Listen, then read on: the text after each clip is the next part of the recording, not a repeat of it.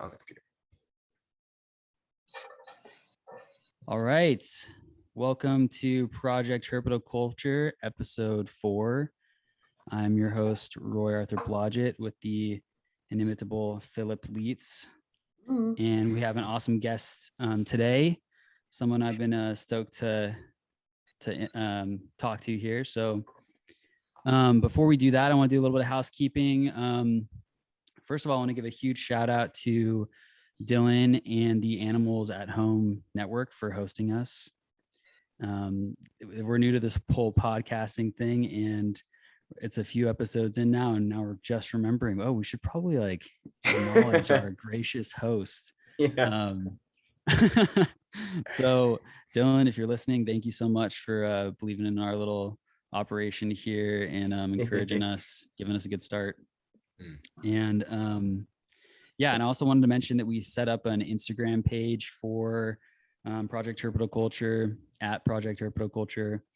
Give us a follow there. We'll be posting updates and announcing guests. Maybe we'll have some things down the road where we ask for questions from listeners and all that stuff. Heck yeah. So anything you want to add, Phil, before we get introduce our guest? No, that's covered it, man. You got it. All right. So our guest today is Connor Jones, who I became familiar with through the magic of Instagram. His handle right now is Philothamnus or Philothamnus. How is that correctly pronounced? Do you know? I pronounced it Philothamnus, but I don't think it really matters. Okay. All right. That's what I thought. Philothamnus. So Connor, I have been following you on Instagram for, I guess it's probably been at least a year now, maybe a little bit longer, and have just been really inspired by the stuff that you're doing with the species you're keeping and just how you're keeping them, your whole approach. And I'd love to get into kind of nitty gritty of that. But to begin, I'm curious, when and how did you kind of start with herpetoculture? What was your introduction to the art? I saw that one coming. I mean, it's not that interesting. I don't know. It's not as interesting as your story. It's definitely not like a heartthrobber or anything. I don't know.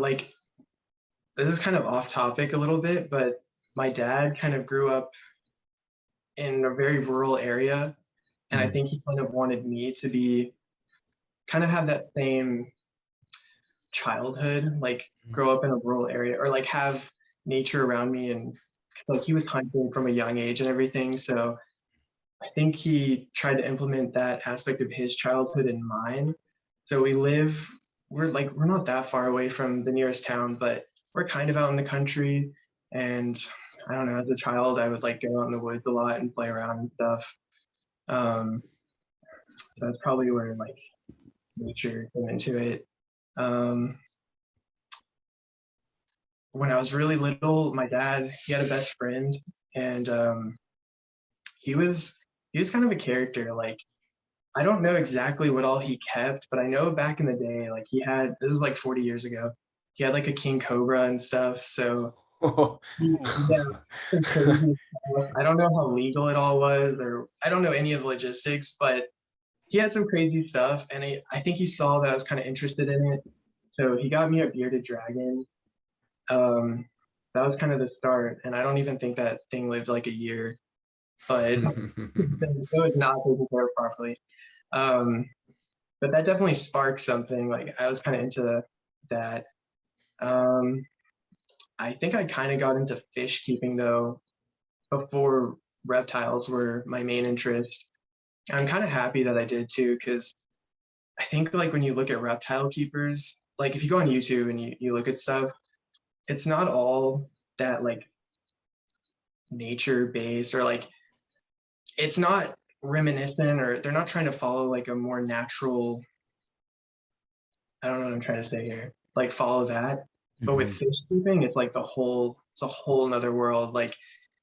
Even just getting into the beginning of it, you pretty much see a lot of natural replication. They're using rocks and wood to somewhat replicate natural environments. So I'm kind of glad that I got into that first, and I was into fish keeping for like 3 or 4 years. So I kind of went from that into reptiles. And even though I'm not exactly proud of my first footsteps in reptiles, like I kept ball pythons. It was pretty typical. I remember watching, I don't know if I want to say it, but like some of the pretty typical pet tuber people out there. I remember just like setting up a 40-gallon. I did the foam background with the coco coir, some pothos. Yeah, yeah. It's all pretty typical stuff. Um, and then I don't know, I kind of at some point just got exposed to like what y'all are doing, people in that, I call it like that realm of herpetoculture. I kind of just got interested in it. So I think that's probably the story. How old are you, Connor? Just so I know. I'm 20. I just Oh, you're turned 20. Dude, Not very long. I'm pretty young. Yeah. you're super young. Okay, wow. That's very impressive. Very nice, man. Yeah. Do you mind? So Roy, I just want to say, I don't mean to cut you off in any way. Yeah, Connor, please feel free to meander. Like, one of the things that we want to do with this show, and something that I think Roy and I both value, is how there can be things that happen that are tangential to what all of us are focused on under the broad umbrella of herpetoculture. And I think some of those things that are super tangential, that seem like they might be somewhat off topic, are what really give a lot of character and interest and intrigue to what we do, and also tend to be just, they make some more interesting stories and can be a little bit more educational and make things more relatable. So at any point in time, please feel free to like totally go off the rails and go off topic and talk about trains or some shit if you want. It's all good. Yeah, feel totally at ease with that. But I also wanted to ask before we move on, what do you think it is, as someone who has spent time keeping fish and working with fish, what is it about aquaculture that is, is there any insight or anything that you can identify or that you can think of that would lead you to maybe understand why so many reptile people aren't thinking with through that same lens as with freshwater fish, where there's like, why is it that so many of us in herpetoculture tend to make things more medical or make things more withdrawn from the sort of the natural environment? Any ideas? Honestly, I really couldn't answer that. I have no clue. I mean, and it's actually like, it's been quite a while since I really was into fish keeping, like at least like 3 years. Okay. So I've been away from that for a while. So I don't know. I haven't really thought about it in depth either. So that's cool. I was just curious because I know that there are a few people who I've heard this sentiment before that, what is that saying where it's like, you see people buy a $20 fish and put it in $1,000 aquarium, but then you see people buy $1,000 lizard or a reptile and put it in a $20 aquarium, so it's I wonder what it is about that inversion that happens. But I was just curious. Anyway, sorry. Go ahead, Roy. Well, I think actually there's something that just came to mind for me in that dynamic, which is, I think that a lot of times when people get reptiles, I mean, there's different types of reptile keepers, which I think we all know and understand, being in the herpetoculture hobby, but or trade or art or practice. I don't like to just call it a hobby, but it's a habit. But I think that people often want something that they can like hold or interact with or like carry around. And I think there's something about like, because like a fish it's not a pet that you're gonna hold. It's like they're almost more exclusively for display.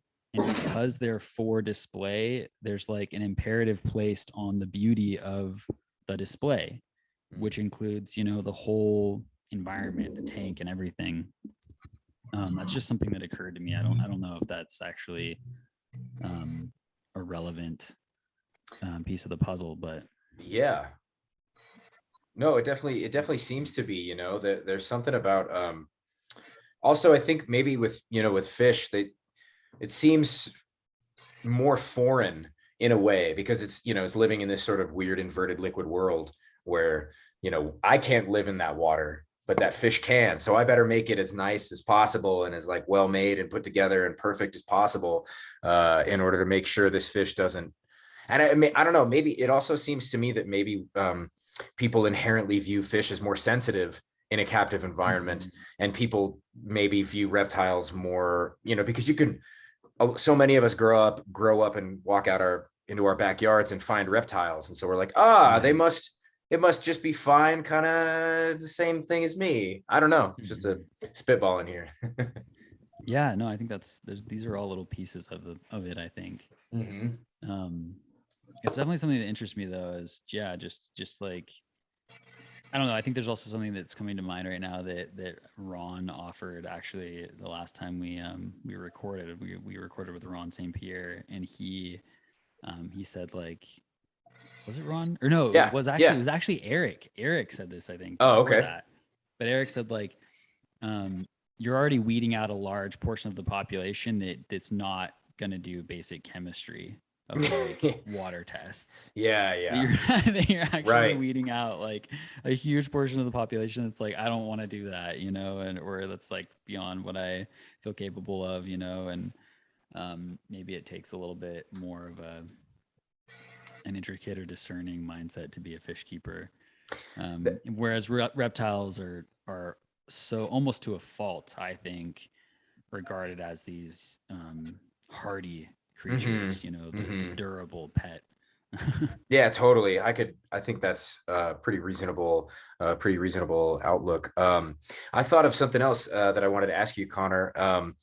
So you mentioned getting that bearded dragon and thinking that maybe that thing didn't last more than a year. So how did you go from, or can you talk a little bit about that road from I had a bearded dragon and it didn't last a year to I'm now keeping these beautifully decorated, extremely well put together, well thought out, and well maintained, like captive ecosystems? Like, how did that?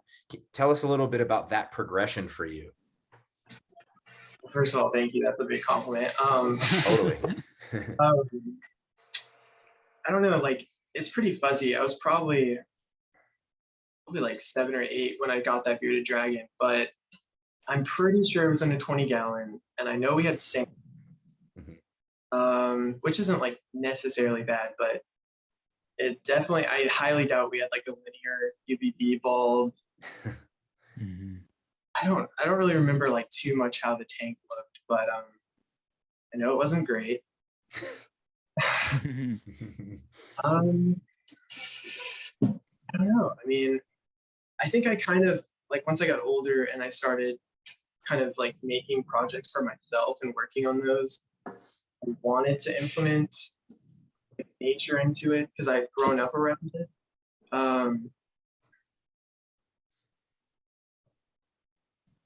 Think on that. Well, so let me I want to ask, because I really think there could be a lot of interesting stuff, because I never personally, I'm coming to this with a certain level of ignorance, because I don't keep anything with live plants. I don't keep anything. The last thing I had that was bioactive are some of the anoles that I've got. And, you know, I obviously also understand that there's some weirdness around the term bioactive, so I'm not trying to use that as a blanket piece of terminology either. But I kind of approach this. I never had that intrigue. When I got into reptiles, I was so much more drawn to a much less, like a different way of mimicking the natural environment. And I was much more interested in desert stuff, and much more interested in lizards in particular. So there's a certain part of the work that you do that I am, you know, it just goes way over my head, because you're thinking about things at a level that I'm not. You're working with factors that I'm not, including other living organisms other than your reptiles. And I'm, you know, so what were some of your first forays into that style of keeping? So like you had this bearded dragon, and then what was, like, do you remember the first time you set up, say, something more live, in terms of a terrarium? You know what? Actually, I think I do. I remember setting up, like I caught one of those little American green tree frogs Yeah. in a 10-gallon tank, and I remember like, straight up taking a clump of grass and just putting it in the tank, and then putting probably like cocoa coir or something around the sides of it. And I don't think it lived, but you know, I think I was trying to implement it at that point. But I think when I got into aquariums is probably when I really started getting into plants, because I remember doing planted aquariums. I remember like buying all these weird plants that I don't even remember the species names of off of like eBay and stuff. Yeah, I mean, I don't know. You're asking really deep questions I'm not prepared for. No, it's no big deal, man. Totally no pressure at all. Just anything, you know, whatever. It's very relaxed, you know? Yeah. Let me think about it. So I don't know, when I got into keeping or just animals in general, I think from a pretty young age, like I was interested in I think I already said this, but I was interested in like implementing nature. So I've always been kind of interested in it. I can't say that I was really great at taking care of plants until like maybe like 2 years ago, honestly. Like I had like pothos and stuff before then, you know, just the things that I bought at Home Depot and somehow survived my neglect. And then, yeah, I was kind of just using those little easy gap filler plants. And then, yeah, like roughly 2 years ago, I started keeping house plants, which I see you got a couple in the background. So yeah, those are my fiancés. I can't take any credit for those, man. Yeah, I guess I kind of got into it from house plants, and I just kept pretty much everything through the time. Like, and I actually got into house plants. Like I was keeping variegated plants and like some of the hyped plants, I guess, or trendy. And then I kind of started like roughly a year ago getting into, I guess, not really biotopes at that point, but just naturalistic enclosures, which led me to trying to keep those plants alive. And then I got into biotopes, honestly, not that long ago. And the plants that I have, especially for the African species that I keep, I'm so limited on plants that I've kind of had to figure out with the small amount of plants that are cultivated, what I can actually keep alive, because it's a pretty small window. Like out of all these lists, I can only find like a few of each, if that, you know, of each species or family of plants. So I don't know. Well, can I pull on that a little bit? Because this is actually something I'm really curious about. And I think this is something that I think that I probably have some idea of how you go about doing this, because I do this obviously as well with the whole biotope thing. And you know, I'm curious though, how you go about like honing in on like the region and finding plants from that region and going from there. Like, is it Google Scholar or just iNaturalist? Like, what are the tools you're using to figure out like, okay, this plant occurs in this area. Is that a house plant? Is it in cultivation? Can I get that? You know, do I have to get seeds or can I get cuttings? Or, you know, what is that process like for you? So I think I told you this, like, I haven't been on iNaturalist that long. It's kind of shame. I wish I got into it sooner, because now I'm looking at it like, this is such a great resource.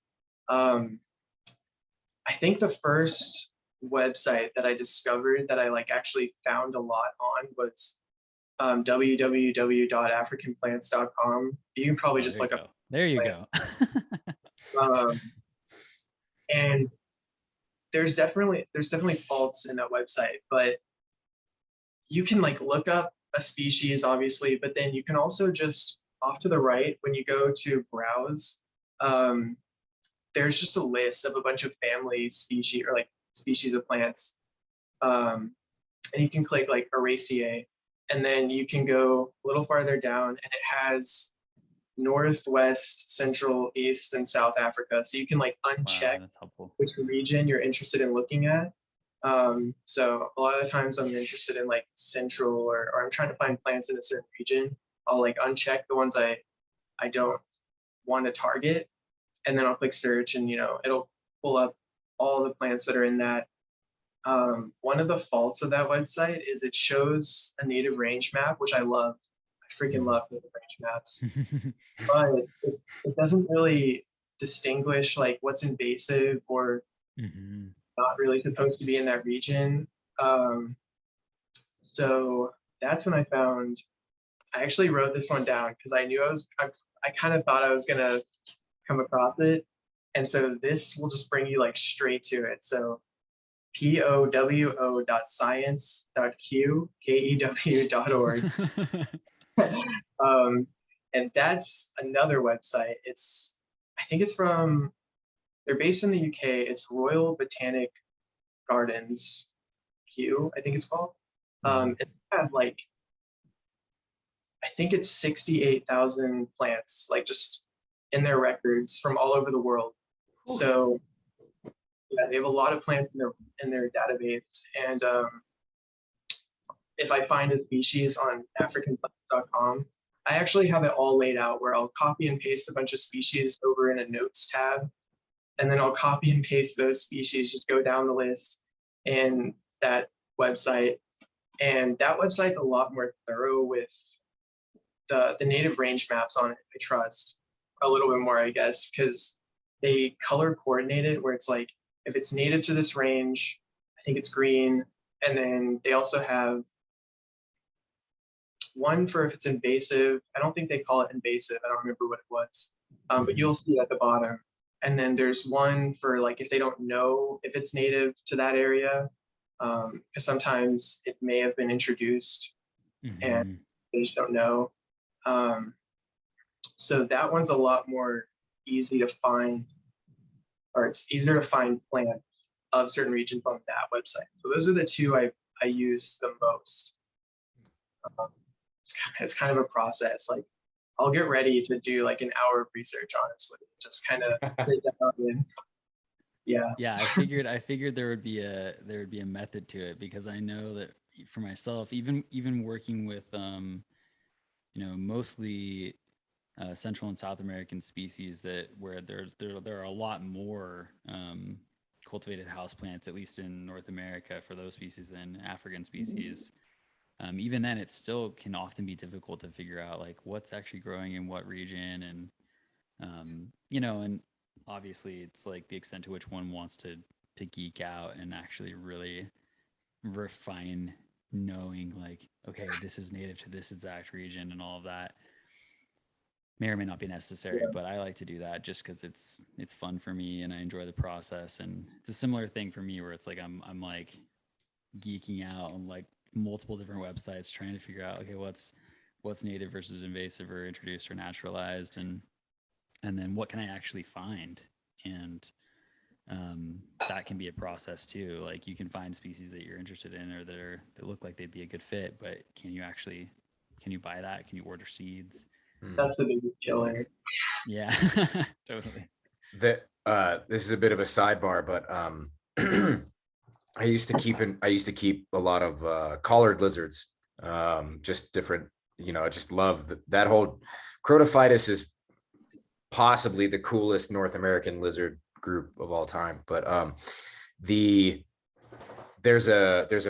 reminds me a little bit of the trend seems to be somewhat more popular in Europe. And, I don't want to speak too broadly or too specifically, but the trend of being, liking locality specific stuff feels sort of akin to that. And I had more than one European ask me to send them plants or like try to send them plants. And I'm like, no, dude, I'm like, I'm sure that's not legal. No, like,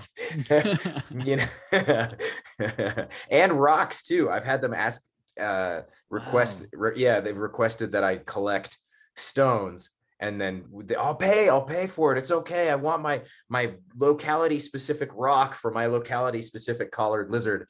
And I don't mean it. I'm not making fun of it at all. It is really cool. I like the specificity and the level of technique and planning and maintenance that goes into that level of habitat replication. It's a remarkable amount of effort on your part. I didn't know they want you to ship them rocks. Yeah. Yeah, I can understand it, I guess, but I don't know. Dang. I mean, that's right there. Well, I didn't go that far, but I definitely have taken home bags of like decomposing granite from Southern California. I've just brought whole bags with me when I've collected Baja collared lizards. I've just been like, nope, taking this. And I go through security with it, and they've had to like open up my bag and like swab it to make sure it wasn't like, you know, explosive material. And they were like, why are you bringing a bunch of sand back from wherever? And I was like, it looks nice. I don't know. So I get it. You don't want to tell TSA that you're a lizard nerd. No, no, dude. Oh, I feel like if there's anything that's going to raise suspicion on me with TSA is if I mention anything that has to do with reptiles, drugs, you know what I mean? You just, any of those things, and TSA is going to be like, let's take a look, make a cavity search, you know? I had an interaction with actually a police officer earlier today in my reptile zone, because right now my reptiles are all at a friend's house, and so I showed up today to come do my rounds, and I'm actually still here right now, obviously, because all the reptiles are behind me. But I have a key, so I go and unlock, and I go and I start tending to all my reptiles. I got my headphones in, I'm listening to a podcast, and then I'm out in the front yard like scrubbing water bowls and like hosing them off, and this cop like is kind of looking at me, like I see him, he's like walking up to me, and he's like, what are you doing, you live here? I'm like, no, it's my friend's house. And he's like, oh, okay, well did you just come in that door over there? And I was like, yeah, I have a key. And he's like, you set off the alarm. Oh no. And my friend, she had left last night, and she forgot to disarm the alarm, and I didn't know that I didn't even know the alarm was going off because I had my headphones in. Oh man, oh no. So it was a bit of I was sitting there thinking, I was like, that could have actually been kind of sketchy if like this cop shows up and like thinks I'm a burglar, but could have been bad. Fine. He's like, oh, this guy's just a geek. He's like cleaning reptile water bowls in the front yard. He's definitely harmless. Dude, there's so in my shop, as you guys can imagine, it's Euromastics, right? So the ambient temperature is through the roof during the daytime. In July and August in Colorado, it's hot as shit here. And what I do, because I don't want to turn on the swamp cooler because that costs money. All I do is I open the front and the back doors to the shop, and then in the front door I have a big like a big industrial fan, and I pull air through it, so that way it's just got great ventilation and it keeps the temp pretty reasonable, but I always scare the hell out of myself because it's a business. I'm one of several units in this space, and UPS will come by, and they just no shame, just like walk right in and look around, and it scares the hell out of me, because I'm just like, I didn't know that anybody was coming into my shop, and it freaks me out because I'm just like waiting for it to be some creepy reptile person who found my place accidentally or something like that. It's like, we're gonna find you, Phil. Oh no. No. yeah, totally. But anyway, little diversion. Well, back to getting on the topic of what Connor's doing. I'm curious, Connor, if you want to share what species you're working with right now, and then maybe we can get a little bit into those. Yeah, so I keep 3 different species. I only have 6 reptiles, and I'm trying to keep it like at a small number. I'm really trying. I'm like holding on to it. but it's really difficult. Probably the most notable is like the Jackson eyes, the Thrasops Jackson eyes. I have a pair of those.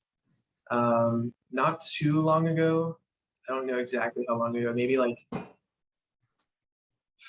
6 months ago, maybe less. I don't know. I got Fimbriatus, Europlatus fimbriatus, and I now have two of those. And they're both still pretty young. I don't know exactly what their genders are. I'm thinking they're both females, but I'm not. These are like the first geckos I've ever had in my life. I'm also just kind of dipping my toes into lizards, so really not a pro at that. And then pretty recently, I haven't really showed these guys yet, but a buddy of mine got me into them, and they're pretty cool. They're Memphis. They're either Asultus or Mophilensis, I think is how you pronounce it.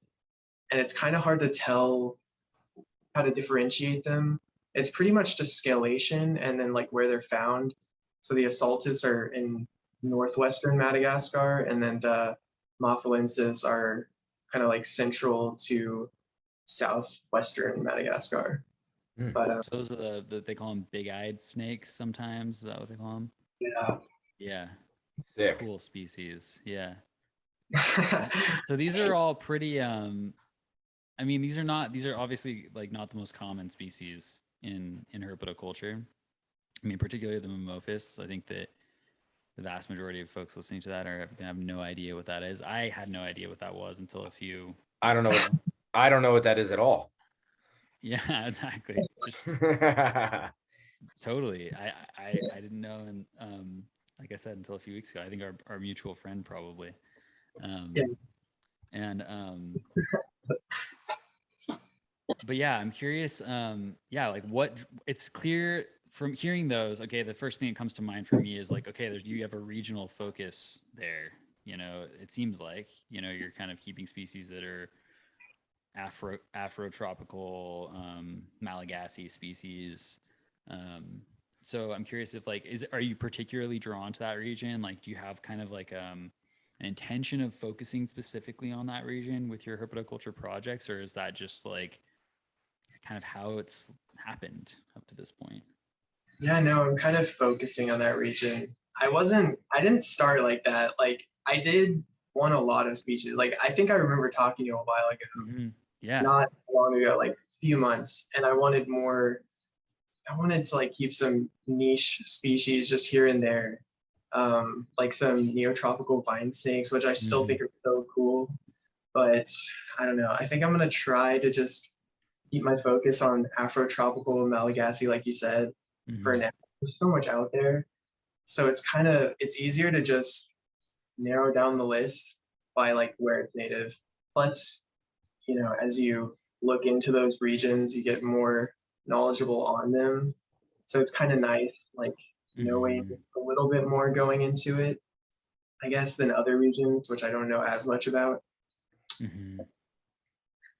Yeah, I see that as beneficial too, because it's like I definitely have a pretty broad diversity in terms of geography with the species I keep, but I do have one area of focus that I keep several species from is that Guyana Shield region. And part of the reason for that is just that there's like a lot of redundancy that's actually helpful in keeping them and maintaining them, because like the same plants, I can have in all these vivariums, so I can like seed a new vivarium with cuttings from another vivarium really easily. And another nice thing about it that I really like is that like I maintain, like I have a Guyana Shield room basically, and it's just like I'm maintaining that room for that region, and so it makes setting like the ambient parameters for like heat and humidity really simple, because I'm basically just managing the room instead of these individual vivariums where I think when I was like younger, I found that challenging because I had species from the Amazon and species from like the southwestern United States, like one vivarium apart from one another, literally, No way. and like keeping them simultaneously, and I kept them alive. But in hindsight, I'm like, neither of those were actually being kept to optimal conditions because of simply because of their proximity to one another and how disparate their needs are. Totally. It's also, yeah, that's what I was going to sort of harp on, was the difficulty in maintaining stuff that's from such disparate parts of the globe. I mean, I've tried forever to keep the anoles at the shop, and it was totally irrational of me. I mean, there was just no reason to subject the anoles to that temperature, or the Euros that shared the same room with the same humidity. It just didn't make any sense.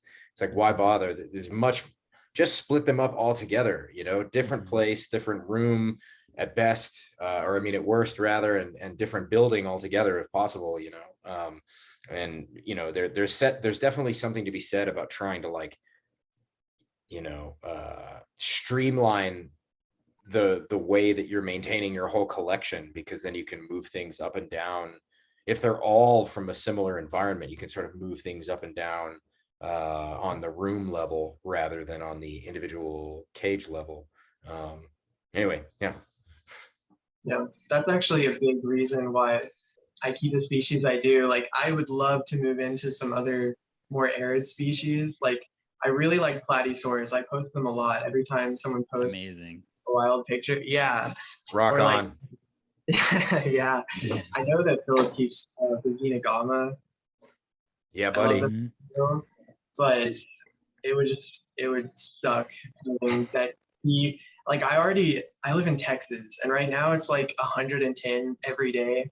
It's horrible. Mm-hmm. And it's like a challenge to kind of maintain those cooler temperatures. And actually, in hindsight, if I had the experience that I do now, starting over, I probably should have went with like arid species all climate. But now that I've already chosen one route, it's like I can't do the other route. You're stuck, dude. You're stuck. No changing now. Yeah. So I think that's so interesting though. Like, that's something I think about a lot. Like if I knew then what I know now,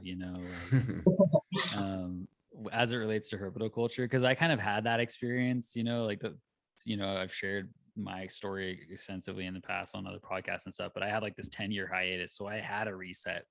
I got to press the reset button. Of course, it's not the same, because like when I left, I was basically still a child, and I came back an adult, and so, but I was a pretty experienced child when it comes to herpetoculture. But I think about that a lot. Yeah. Just like what you could do differently. And I was just thinking about this the other day, like as it relates to like specializing in certain species or keeping more diversity. And I'm like torn on that all the time, because part of me, the love that I have for herpetoculture, a lot of it has to do with just like loving how species express their like ecologies and their interesting different behaviors. And like I love how the different morphology, like the body shape of a species, suggests how and where it lives. And so it's like I have the Amazon puffing snakes, where it's sure these massive, lanky, fast moving colubrids, and then I have tricolor hognose snakes, which are like the absolute opposite. Short, fat, stubby little things with upturned noses that live underground. And and I've got the polycrust, these tree dwelling canopy lizards, and then I have the Xenosaurus, which are crevice dwellers. And part of the reason why I was drawn to the Xenosaurus was because they're crevice dwellers. I can't explain why. I think that's cool, but I really think that's so cool. Similar to Platysaurus, similar thing. Well, and there's also there's also something about I think that when you're interested in something as a topic as broad as herpetoculture, or just keeping any animal whatsoever, to the extent that fellows like yourself keep stuff, you're constantly working this balance between knowing that the amount of time you spend with a particular animal type is going to directly relate to how well you do with them, right? So there's this correlation between your experience and the level of care you're providing for the animals. But then there's also this other sort of descending curve, which is sort of your interest and the newness and the interest and the intrigue that comes with something relatively new. But the longer you work with it, things get a little bit more routine. And I don't mean bad, I don't mean burnout by any stretch of the imagination, but it's like there is something about that balance. And you know, so I struggle with that. It's like, I know that, you know, to get as good as I want to get with Uromastyx, I need 35 plus more years under my belt doing it, because that's the only way I'm going to, you could spend a lifetime working with one damn type of animal, you know, and, you know, learning as much as you can, and you're never going to get to the end. There's no end point to the road. But at the same time, you're interested in all these other things, all these other, you know, whether it be different environments, different, just different styles of being in the world as an organism, right? And it's, you know, I'm also intrigued by, it's like, I have these damn Euros and Xenogama and Chuckwallas, but damned if I don't want Polychris, you know, like I just do. And until there's more space, more time, more money, the balance of what you want and what you can do, what you should do. There's a lot of, it really is. It's like a multi-sided scale for herpetoculturists. We're having to balance so many different factors, not even to mention welfare and just long-term well-being, and what kind of example you're setting for the future. And yeah, I don't know. I feel like I'm taking us totally off on tangents, and I know we're all for that, but no, I think that this is super relevant. I mean, it's also like, so one question I have on this particular piece too is that, like, how much does one's, you know, keeping of one species, how much of that can be benefited by keeping other things that kind of break open your mind, you know, like they give you a different angle at something, and then maybe that angle you can then apply to the species that you're working with, and it actually improves your husbandry. I think that like it's very common to like talk about herpetoculture as like generalist versus specialist, but I think that in some ways it's almost like helpful to have that kind of generalist beginning, which I think so many of us do. You know, we have that beginning where we're kind of like, we want everything. We're trying all these different species. And I think most of us do that. But I think a part of that that's good about that is that you're just like getting a very broad understanding of behavior, like just reptile behavior and reptile care as it applies to different things. And some like a behavior that is subtly expressed in one species might be more overtly expressed in another species, but it's the same behavior. It's just like expressing on different ends of the spectrum, you know? And so I think in some ways it can be helpful to start out in that way and then move towards specialization later on once you have more experience and you kind of have a broader understanding of what to look for in certain things. But I don't know, I just think this is a really interesting thing to think about. Yeah. But getting back to like what you're keeping, Connor, I mean, you mentioned the Thrasops as being kind of like a, you know, kind of flagship species for you. And I'm curious, like, what brought you to them? Like, why that species? And, you know, I also feel like, you know, one thing that's often talked about with that species is they're, you know, potentially medically significant, you know, rear fang snake that can really pack a wallop. So I'm curious about like how you found yourself working with that species. Were you intimidated, you know, wading into that? Were you too brash and now you're kind of like, maybe I should have been more cautious? Like what was the arc of that? I look back on it and I just think of how ignorant I was. It was definitely the rash side of things. Like I didn't really and I had seen that the Francis bite report where it's like it's not a good bite. And I don't know why that just didn't correlate in my mind that like this animal was the one that was capable of doing that.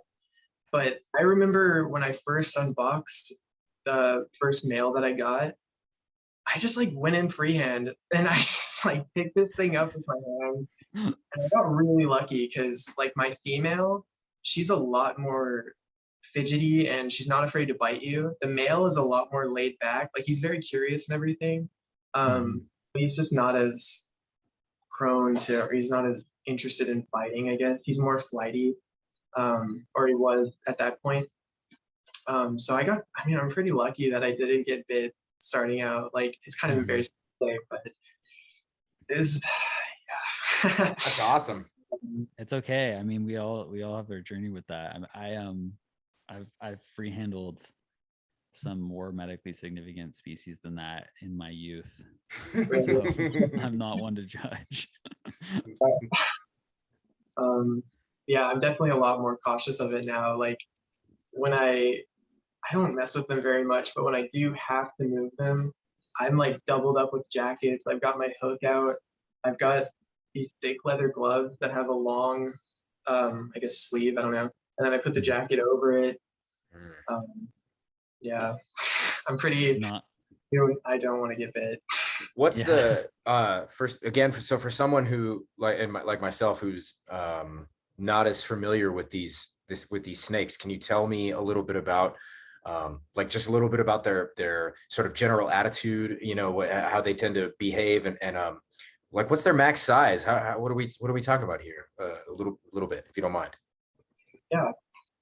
Yeah. So like a minute ago, you all were kind of talking about how until you keep something, you don't really know what it's going to be like. That was definitely me with Thrasops. Like, I just remember going off everything that I could on Facebook, and that led me to putting them in enclosures that I now think are like pretty small. Like, they're not great. Like, I keep them right now. They're both separately living in 4x2x4s, and it's still like that's a decent enclosure, I would say. But for how active they are and just their length, they're very fast paced too. So it's definitely too small, which I'm slowly moving forward larger enclosures. But they're, yeah, like I didn't really fully comprehend and expect them to be the way that they are. I kind of knew they were going to be a little more intelligent, which I agree with still. They're very observant. They're very sight oriented. It's also kind of individual. Like I've talked to a couple people, and I don't know, they're very different from one another. Like my male and my female are completely different. I'm sure that's with all species though.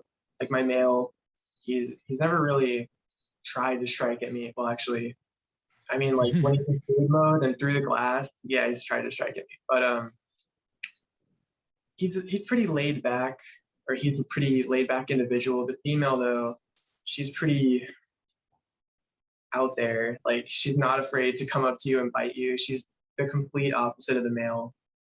When I first got them, what was that? What's their max size? Like how large are the individuals that you have? So I mean, most individuals I want to say get like in between 5 and 6 feet. The ones I have are roughly like 5.5 feet. I've never measured them, but I've seen pictures of like 7.5 feet, almost maybe pushing 8 feet. I don't know if those individuals were actually measured, but they're big. Although most of the ones that are in captivity, they don't seem to be that large. I think those are kind of, you know, specific cases or specific individuals. But are the males larger than the females or the opposite? Is there any difference? I think it's pretty much equal. Honestly, I would say the females might maybe just be like a tad bit bigger. But honestly, some people might disagree with me on that. So they, to me, they look like a straight up mix between like a coach whip and a boom slang. They, oh yeah, like visual, just visually.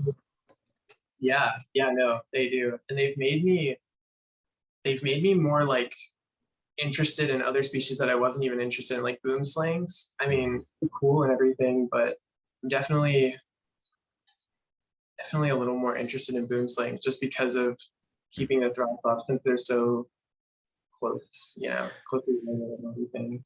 Are Um, they like like in terms of movement and body language, do they resemble something like a coach whip or a boom slang in the quickness and sharpness to their movement? Like they're quite like hopefully this makes like some fast sense. Twitch. Yeah, very fast twitch, very quick, speedy animals that could just like shoot off at a lightning pace, given the opportunity, or are they more measured, cautious?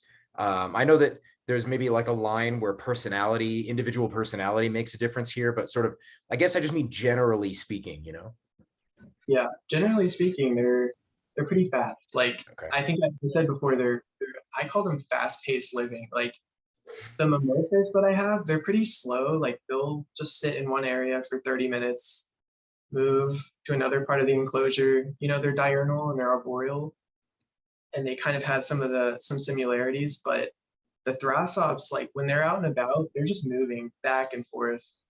So that's why I don't like the enclosure sizes. Like they just make their rounds all day. So they're pretty active. And there are definitely times when I've made the conscious decision, I'm not going to open the enclosure right now because I can't guarantee that the snake won't just like jump right out. Wow. Yeah. Wow, I mean, man. there's specific circumstances, like, I don't know, maybe he just kind of was riled up at that point in time, or definitely when food is involved, they're very food motivated. But yeah. Have you had them long enough to notice sort of like the seasonal changes in their activity? I wish I could say that I've done a lot of seasonal variation for them, but I really haven't. Like during winter, I make the thermostat a little cooler. But I haven't been trying to breed them yet. And so that's one reason why I haven't. And I don't know, honestly, it's just me being probably a little more lazy than I. Is it so? So you would describe it as just waiting. You're just sort of procrastinating a little bit, but it's not. You're not waiting to breed them because they're not quite where you want them to be, or is it something quite like that? Yeah. So I'm gonna be moving. I don't know exactly when. So that's kind of the reason. I would hate to be in the process of moving and have like a bunch of these eggs that I would care about a lot. So originally I was just kind of waiting until they were both at a point where I could tongue feed easily, and they were used to me to an extent so that cohabbing them would be a little bit easier. But now I'm kind of at a point where I'm just waiting until pretty much I move and I'm at a better position to actually breed them. What were you said? Waiting to a point where cohabbing might be easier. What are the challenges in cohabitation with them as it stands? It's mostly food motivation, and they seem to be pretty easy to get breeding. Like the males, from what I've heard, kind of go after the females, and even seasonal variation sometimes doesn't switch them off. So it's been a challenge for some people I know, but then there's also people that like 20 years ago were just starting out and they were keeping them in pretty small enclosures, like smaller than what I have mine in. And they had multiple in one enclosure, and maybe they had more females, so that kind of evened it out. I don't really know, but I don't know. I think housing a pair, because I haven't tried it, but I think housing them together would be pretty challenging in the size of enclosure, and then just because they seem to be pretty easy to get going. I do plan on trying, because I want to do a pretty big enclosure. It's in my head, it's like 8 foot long. Nice. And so, yeah, so I'm going to try cohabbing then, and I'm going to implement a lot more like seasonal variation. I've kind of thought about it. I might have to go a little more extreme, like maybe making it where their lights, because in the wild, the lighting almost never changes. It's like 12 hours on, 12 hours off most of the year round. I might have to make it where like the lights for an hour or two are off at one part of the year. I'm not really sure. I'm gonna kind of experiment with it and see if it's possible in that enclosure. But if I feel like they're gonna have to be separated, at the end of the day, I'll kind of have to do that. So what does it look like? So coming from myself, I'm a pretty staunch solo housing advocate for most reptiles. I mean, just generally speaking, I mean, I keep a few Xenogama together and a couple of the Cacrix, Yucatan, spiny-tailed iguanas that I've got are housed together. But I'm used to thinking about the ways in which the things I have to look out for with lizards and keeping lizards together, because yeah, with Uromastyx, yeah, sure, you get all the different sort of body language stuff and edging that goes almost below conscious awareness for people, and then you get the literal stuff, which is just straight up attacks from one animal to another, biting of toes and tail, biting of sides, chasing, sort of challenging for space and dominance, posturing, stuff like this. But what does that look like for these snakes? I have no sense of what that looks like in that context. I think Roy would honestly know more about this than I would, but I don't know, like, it's kind of weird because, starting off, I kind of had I had like a mindset of it's probably just better off to keep everything alone. I mean, I had ball pythons and I was listening to those pet tubers, as I was saying before, that they kind of just one way, like that's how you do things. You keep them alone. And I don't necessarily disagree with that with a lot of species. Like Uromastyx, I know I've heard you say in the past, most of the time, it's not a good idea, right? No. Yeah. I mean, and it's something I've been trying to revise a little bit more lately, because I don't mean 100% of the year. Like, I'm not trying to keep these animals in solitary confinement. You know what I mean? That's not what I'm talking. Like Roy has mentioned on previous podcasts, we've talked about boredom in captive reptiles, so I'm not by any means trying to keep my animals totally bored and deprived, but there's like, I just yesterday or today, I posted a video of two of my Uromastyx yemenensis fighting. And it's like the second day, and you think, with most reptile, or at least with a lot of lizards, you can put two new lizards together and you'll see an instantaneous reaction from the other two. It's whether it's posturing or running or something. There's just an instant reaction, like, whoa, there's another dude here. I need to be careful, maybe, because they don't know if it's going to attack them or what. It's a totally sane response from a captive reptile, right? But there's some of like the initial stuff where it's like the first day or the first few days, there's some bickering or some weirdness. So it depends a little bit on how familiar one animal may or may not be with the space in which you've introduced them to one another. Is it neutral ground? Was it the male's territory? Was it the female's territory? Who's uncomfortable? Who's more skittish by nature? There's so many factors, right? And but with Euros, sometimes it settles down, but inevitably there's always one edging the other more towards a higher stress baseline, right? And that's something that I get concerned about, and I feel like it gives me like a visceral feeling, like I can feel it in my being in a weird way that I don't know how to explain when I hear scuffling going on between animals, or I hear chasing, I hear the frantic run of a lizard that can't get away from another lizard. It makes me very, very uncomfortable. And I don't know, I guess sort of what I'm trying to get at here is I don't know what the behavior looks like in your snakes that would make you say, okay, I need to split them up now. Something's not working. Something is clearly not quite right. It's making me uncomfortable as the keeper. What does that look like in these snakes specifically, if you can elaborate? Yeah, I mean, I've never kept them together, so I can only speculate what I would be seeing, but I kind of imagine most likely the female will be showing signs of like okay, I want to get out of here. Probably wanting to breed.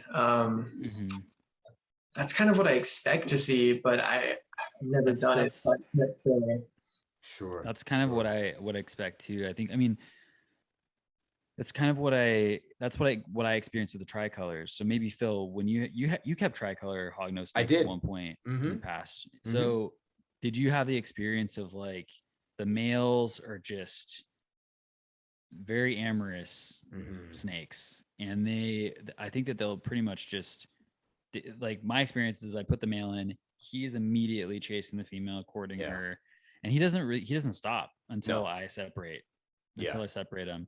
And so I think that, like, that's more of a signal that at least that I tend to think about with colubrid snakes in particular. And I'm sure it applies to other snakes, although I don't really keep a lot of other families of snakes.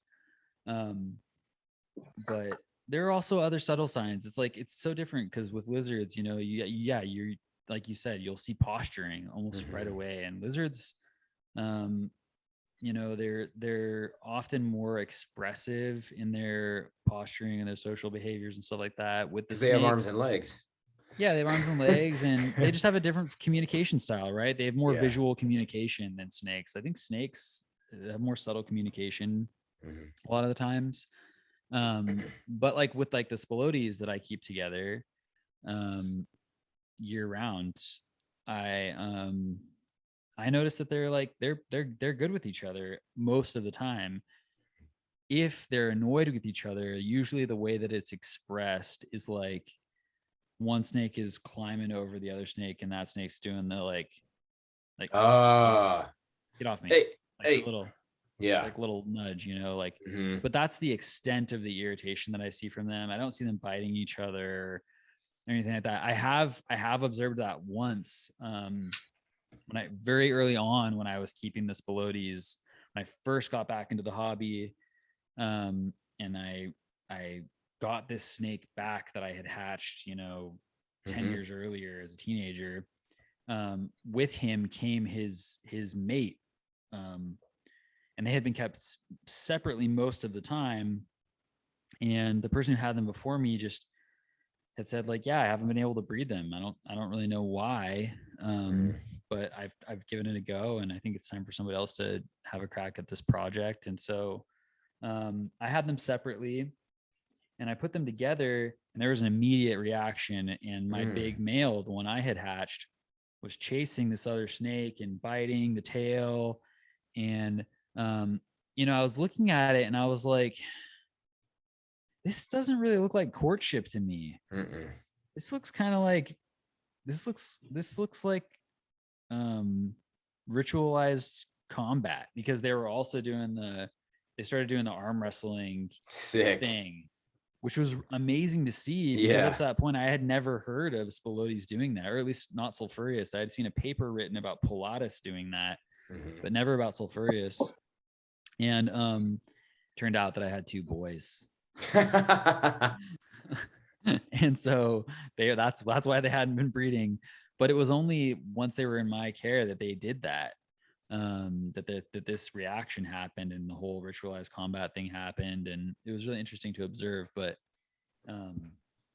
yeah, it's so different with snakes. I think that you know, the other big thing that a lot of people are worried about is just cannibalism with snakes, right? Oh yeah, sure, like, of course. All this stuff is like not relevant at all, because there's certain species that you can't, like, it's a risk to put them together at all, you know. If you're trying to breed them, it's like, oh, who's gonna get eaten, better be careful. Yeah. And even the spilotes, you know, people have been, are you sure they're not going to eat each other? And you know, and I have the lizards in there with them, you know, and they don't eat the lizards. But anyway, it's complicated. It is. And it's weird, because at least with lizards anyway, with the Euros and even with the Xenogama, you know, like, it's just so obvious to me anyway. I feel like it's really, really obvious when, if you've got two animals together and one is doing great and the other is doing okay, just fucking split them, man. Like, it's just so obvious that the one doesn't want to be with the other. And, you know, it feels like people ignore that, you know. They really do. And the number of times I have to tell, or I suggest to people anyway, they'll say, oh, what's going on, with my animal, these things aren't working together. Or, this one's doing great, but the other's not. I'm like, well, are you making them share the same space? Oh, well, yeah, but, and it's like, no, there's no but. Just stop, just split them up, man. And if you just split them up and give them a moment, I mean, most of the time, the one that was doing not so great usually rebounds pretty hard, and can sometimes bounce back to doing better than what it was before. That just happened with the Tenosura or the Cacrix Defensor pair that I've got. The male was just hounding the female over and over, just beating her up, brutalizing her really. The second I split him up, appetite shot up for her and went down for him, like and he's doing fine now, but it was this huge disruption to their stuff. But it was obvious from looking at the female that it was not okay. You didn't want that going on because, unless they're in prime shape, clearly something's not right. Yeah, totally. Yeah. So on the subject of like lizards versus snakes, you mentioned you're like kind of, this is a new foray for you to start kind of moving into lizard keeping, and a pretty interesting jump too into a species that you don't see so often in herpetoculture, and one I really like. So I'm curious, like, what precipitated that jump, that interest? Like, how did that start? I don't know what initiated it. I just thought they looked cool, honestly, and their range was appealing to me. I don't know. That's kind of how it goes. Like, if their range is appealing to me, which is normally like Central Africa, or a lot of the times it's Eastern Madagascar, but then again, I just got like the Western side, the Memphis. I don't know. And I was actually about to say, because I now cohab them, and they displayed like a lot of interesting behaviors. I have a little night vision camera on them. And kind of like what Phil was saying, when I first introduced them, they were pretty unsure of each other. They were like constantly on the opposite side of the enclosure. And the way that they kind of communicate to each other, I don't know exactly. Like, I'm pretty new to it, so I can't say like, oh, this specific behavior means that this gecko is mad at the other one or something. I can't say that I know that. I do know I haven't seen any like fights or what I would consider aggression towards one, but they kind of wiggle their tail. Honestly, that's the best way to describe it. They just wiggle their tail. And I've noticed like different positions that they'll wiggle it, but I don't know what that means, or if that's just, it doesn't even matter. They're just wiggling their tail, and that's just how it is. So yeah, like at first for the first few nights, they would be completely on opposite sides of the enclosure entire night. I would normally come back, the following morning, and they'd still be on that side sleeping on the opposite sides. And now they're pretty used to each other. Like, I'll find them right next to each other. I've even found them kind of like overlapping, because they sleep on the walls or on wood, and they'll just kind of, their bodies will be overlapping sometimes. So cool. They're okay with each other, I guess. And they're both pretty young. And I also kind of said before, I think they're both females, so that probably helps too, that I don't have like rivaling males or anything. But yeah. And like I said, they're the first gecko I've had, and kind of getting back into the whole lizard world. Like, the last lizards I had, if I'm not mistaken, I had emerald skinks like 2 years ago. They were awesome. Like, I love those little guys. But that was quite a while ago, and haven't really touched back with it for a while. So I'm definitely not as confident in saying anything about the Europlatus. Like, I'm pretty new to them. I don't want to, like, don't ask me for care advice or anything. I'm figuring it out right now as I go. Well, there goes my next 5 questions. No, I'm just kidding.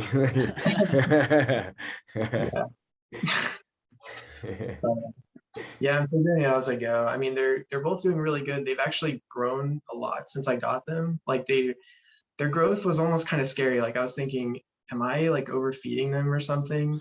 Because I mean, they're their weight looked fine, but I don't know, they like within a couple months there was already visible, like, this is a bigger animal now. I talked to a couple people, and I think that's okay. You know, they are young lizards. I'm sure they do grow fast in the wild, but I'm definitely not used to that. I can relate to that as well, because for years the whole thing with Euros they grow slow. They're like tortoises, and it's like, yeah, they don't grow as fast as like a leopard gecko or a bearded dragon will if you feed them 5 times a day for a year, right? Maybe they don't grow that fast, but I've got some 1 and 2 year old ornata that are pretty substantial animals, like they grow when they're well, and it's now happening across all the different species. Whereas, for the first several years when I was producing Uromastyx, there were some that would take, there would be big disparities in individual clutches, where there'd be an animal that takes off and is near adult size in 3 years, and then some that for 2 years stayed relatively small and then shot into huge growth spurts and things like this. And now, over the last 3 years in particular, I'm starting to get a much more even growth rate out of everything. Like, every species is growing more to a specific tune, where within 6 months to a year, they're already mostly sexable, starting to gain some color, sort of all attaining a similar body, just like a physique. There's a specific physique that's coming up. And so I'm starting to feel like maybe I'm getting more on the right track, because there's less disparity between individuals. There's still some there, but it's just not as dramatic as it used to be. There used to be some where I'd have one that I raised myself and one that I sent to a customer who did great, right? It's not like this customer wasn't housing their animals correctly. They were doing a wonderful job, but the one would be 3 years old and the size of some of my yearlings. And then the one that I kept would be near adult size. And then within the next 2 years, that smaller one would catch up and sort of, hit these huge growth spurts. So I relate to what you're saying about that worry that maybe is, so many people think, oh, is he not growing fast enough? But then there's the opposite end. It's like, is this thing growing too fast, gaining too much weight too quickly, which is also kind of a concern, so that's a great thing to be keeping an eye on. Yeah, totally. Do you think, like, was there anything you attribute it to now that you're looking back, like, I think it's this thing that's making them all kind of have an even growth rate, or is it just? That's an awesome question, man. So yeah, a few things, right? So one is, I think, comfort and just stability in their environment, right? The common denominator between the stuff that takes a long time to grow is the more it's been shipped, right? So I send an animal to a person who's getting one of their first Euros, and unless they have everything absolutely perfect and the trip there is easy for the animal and it doesn't sweat it, usually they take a little bit of a hit with growth, at least for that first year. It's just, there's this transitional period that is difficult for some Uromastyx to make. And then if you extend that out further to, say, animals that come from overseas, so if it's been imported, except with wild caught, I don't know what this is. This is a total weird phenomenon. With wild caught imported Uromastyx, they can come to my shop. I'll set them up the way I set them up, and they just, bam, they rocket into, it's like they hit the ground running. They didn't miss a beat, right? But then you get captive bred animals from Europe, and the transition just throttles them, and they're just not happy about it. They don't like what happened. They don't like the change. I don't know what it is. Some of it seems to have to do with how quickly, right? So let's say I hatch a clutch of 10 ornata, and there's some that grow really fast, and I ship them at 2 or 3 weeks, which I haven't really done this, but there's somewhere I've delivered them at 2 or 3 weeks because there's local people. Those animals don't seem to skip a beat at all. Like, they're so young, they just can't afford to care that the environment changed, right? Because all the sort of physiological imperatives are telling them, get going, just bask, eat, grow, shit, do your thing. But then you get some where people hold their Euros for a long time, like 8 weeks plus after hatching. And the bigger they get, the more kind of instantiated they get in their environment, and the more used to that way of doing things, that routine. So the bigger the disruption, the more it seems to kind of throw off their growth rates, right? Or at least it can. There's also some stuff that seems to have to do with diet, I started doing this thing, and this is probably not, it's probably not a huge factor in this in particular, but I used to like chop up greens in a big mixture to try to give the biggest variety of diet possible, and say, let's get a huge variety of diet. We'll chop up this big pile of salad, and it'll be real finely chopped, and I'll put a pile of it in for the babies, right? Well, that would present all kinds of other weird problems, because you get a pile of baby lizards, they all come run into their salad, they start eating, and within 10 minutes, 50% of the animals have shit all over those greens, and they're not eating them anymore, right? Well, so a few years ago, what I started doing was taking whole strips of greens. So let's say like a whole strip of turnip, or a whole strip of romaine, or a whole strip of collard greens, or whatever it might be. And it's this, you're just getting entire leaves of this plant, and you put it in the enclosure, and I pin it under a rock, or I hang it from something, and the animals pull from it. And now they're having to, use much more ergonomical feeding behaviors, right? Because they're having to act, it's just like they would be in the wild. They'd be grabbing, biting, and pulling back, grabbing, biting, and pulling back, and they're engaging and using their body in a more naturalistic way. And it does a few things. It's better ergonomics and better health for the animal, right? It's less waste, because the animals aren't shitting on all that food, and then the others don't want to eat it when there's poop on it, so it just goes to waste. And it makes cleanup easier, because you're just pulling out the center stem on a piece of collard greens or turnip greens, so you're just pulling it out, and it's not that big of a deal. But and I have noticed that cages where I'm doing that kind of feeding, as opposed to chopping the greens up and placing it sort of on a platform or something for the whole clutch, they eat more. They just seem to eat more, they're just stronger. They grow a little bit faster, It's probably, it might be nothing, but it also might be they're just better functioning, because they're feeding in a more naturalistic way, something that's more normal and more the way you would have found them in nature. But I don't want to overstate it either, because I haven't done like, control trials of feeding styles and diet preferences and stuff like that. So I can't overstate it too much, but yeah, I don't know. Those are some of the things that I've noticed, at least here. But yeah. Yeah, I bet that's an aspect of it, like that foraging kind of, I bet that's probably a lot more mentally stimulating for them, but it's probably, I want to say it's kind of getting them, what's the word? It's probably more, they have to initiate more energy and yes, work for it a little more. I know, like, I'm not a bird person, don't get me wrong, but parrots, like I know parrots, when you give them these like foraging opportunities, they eat normally more and better. You can even like trick them to eat things that you want them to eat, because they worked for it. So now it's like, this is more valuable because I put work into getting it. Whereas if you just handed it to them, it's there. It's like they don't have to work at all. I wonder if that's kind of, that's absolutely fascinating. I could definitely see that being a factor too, because there's this other thing I've noticed, which is Uromastics, just like most reptiles, they're pretty bright. They know, they learn really, really quickly, whether, if you're the food monkey, as I've heard it, where you tend to place the food. And I've noticed that if there's two things in particular. The first is that let's say I'm bringing around turnip greens, and I'm chopping up, I'm pulling a few strands of turnip greens off of the leaf, and then I go to hang that leaf either in a specific place in the enclosure, or maybe I'm going to hand feed them and make them walk for it, right? Make them move around and get some exercise while they're feeding before I put it in a more permanent location in the cage.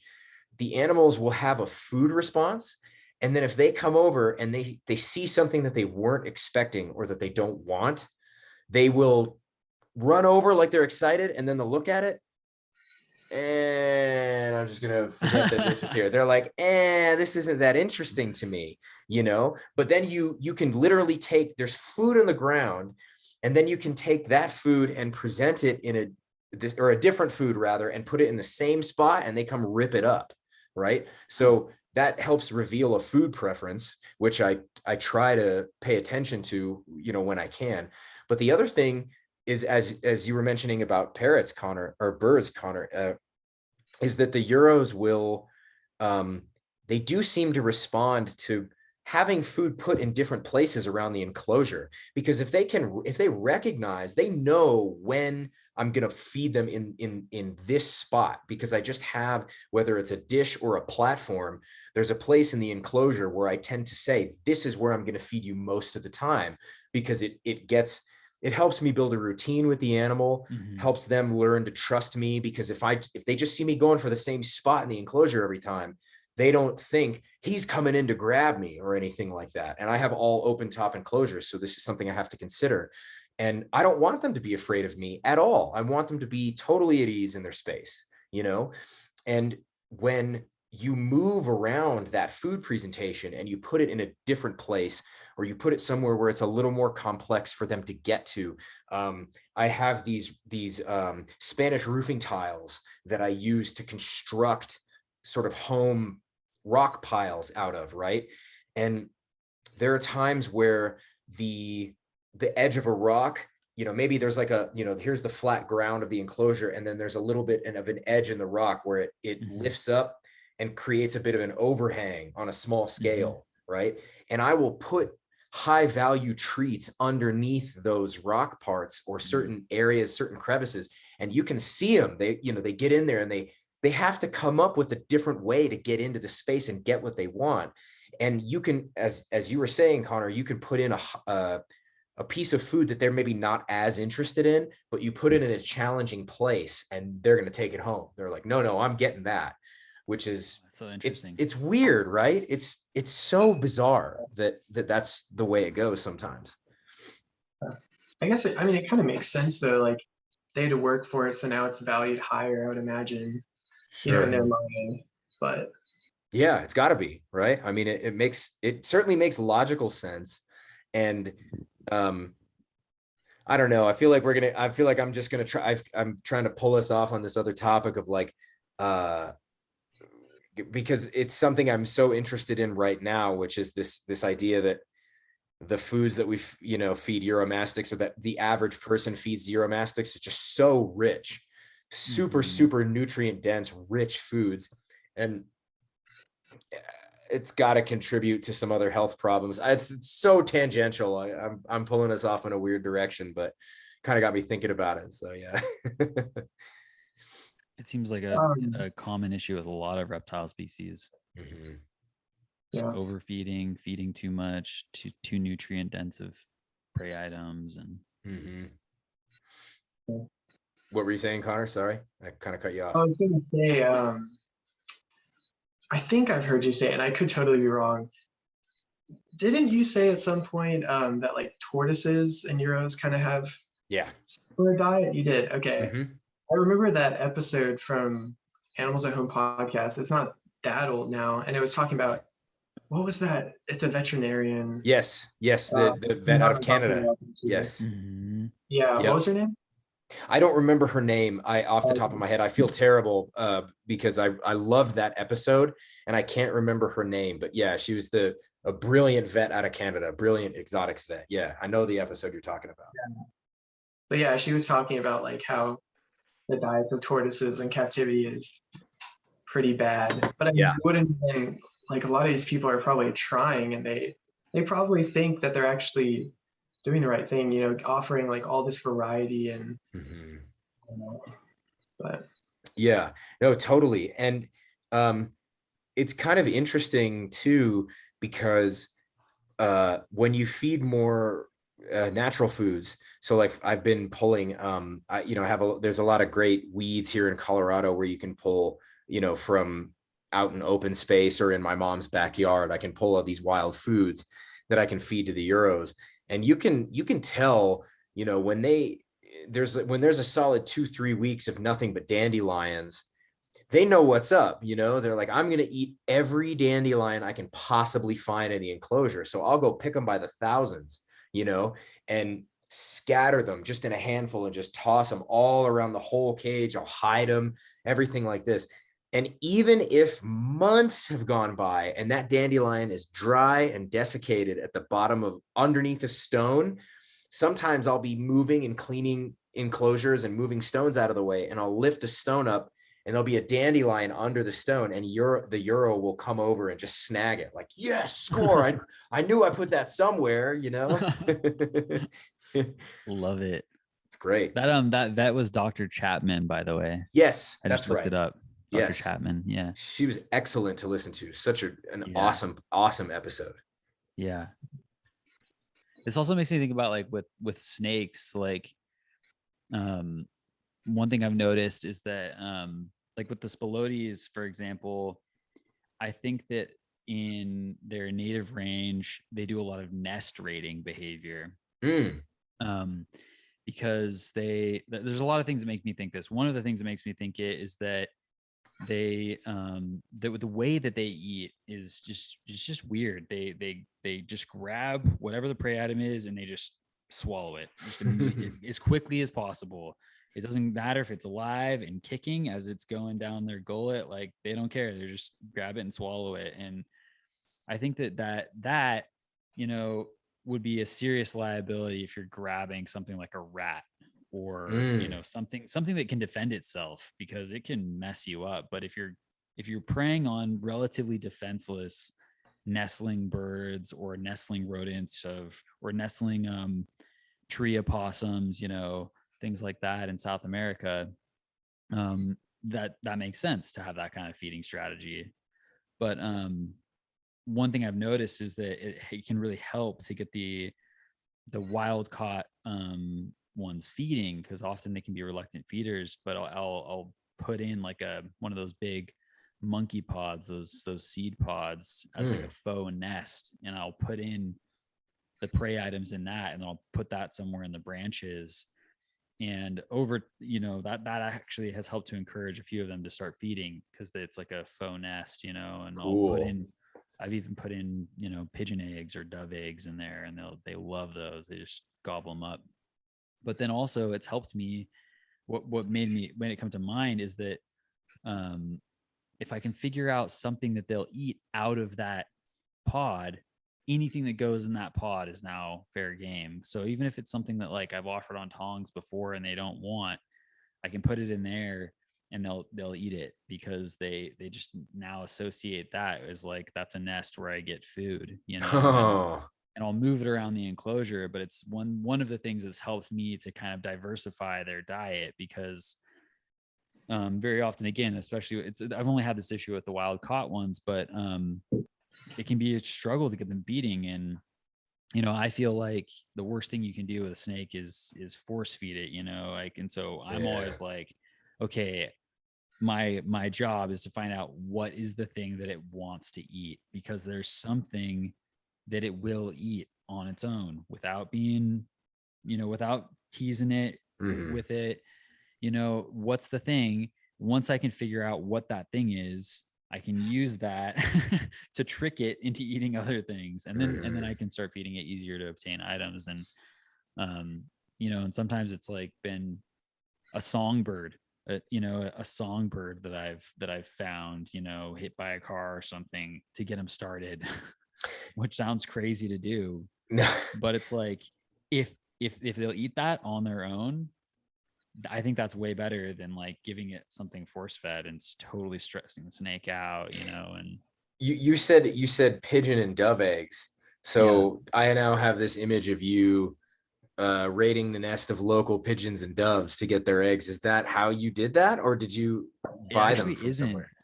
I bought them. Yeah, I found a couple different places where I can buy them and just have them shipped online. Oh, hot damn. And, okay. And it's just like a supplemental thing that I do occasionally for them. Just again, feels like a novelty thing, something different, you know, a novel prey item for them. They have a really strong response to them. Yeah. But actually I did one of the first things that I actually got one of these things to feed on was a pigeon squab, a baby pigeon. Wow. That a raven had dropped. There's a pigeon nest up in our barn, and a raven raided it one time. And my partner like walked into the barn as it was happening, and the raven dropped this Whoa. like partially eviscerated baby pigeon. Okay. And so she mentioned it, and I was like, oh, I wonder if the snake would eat that. So I like go and retrieve this partially eviscerated baby pigeon and froze it. And then later put it in this pod and offered it, and the snake ate it. And I was like, okay, that's Wow. something. And now I could go off on really in the weeds about all of the different ridiculous things I've done to get them to diversify the diet beyond that. But it's nice once you can actually find that little thing that'll do it. That's really cool. Connor, did you have any trouble when you got your snakes the first time, or when you first got them rather? Did you have any trouble with them getting them feeding on whatever you're feeding most often, or was it a pretty straightforward thing? The Thrasops were pretty easy. I think I kind of underestimated how easy it would be with the male, because I was feeding him what the company that sold him to me was feeding him, which is live rodents. So that's what I started offering just initially, just to get him to eat something. And I didn't even offer frozen thawed or anything like that. So I kind of wish I had like tried that initially, but I totally didn't. And then with the female, I immediately, because I got her a few months after I got the male, and she pretty much, it was actually I didn't expect her to take it, because I think I had got her like the day previously. So she had only been in my care for like a day. Oh, Which wow. some maybe don't feed a snake after you just got it. But I used to have a Hydrodynastes gigas, or a false water cobra. And I mean, that thing ate like every meal. I mean, you'll probably know like their feeding response and stuff. But for some reason, just on this one meal, it just didn't want this rat pup. And I was told that one of the things that the company that I got it from was eating was rat pup. So I just decided it's already thawed out, whatever. So I kind of just draped it on a branch.